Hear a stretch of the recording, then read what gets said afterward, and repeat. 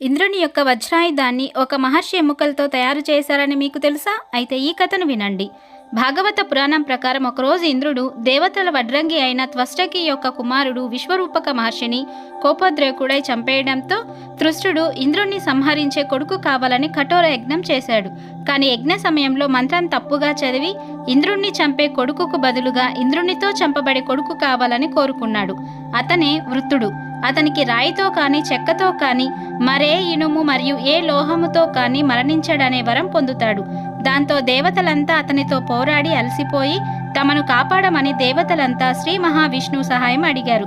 అప్పుడు ఆ శ్రీ మహావిష్ణువు విష్ణు కవచం ధరించిన దధీచి మహర్షి ఎముకలతో ఆయుధాన్ని తయారు చేయమని, అది మాత్రమే అతన్ని సంహరించగలదని చెప్పటంతో దధీచి మహర్షి దేవతల కోసం తనను తాను త్యాగం చేయగా దివ్యవాస్తు శిల్పైన బ్రహ్మ దధీచి వెన్నుముక్క నుండి వజ్రాయుధాన్ని తయారు చేశాడు.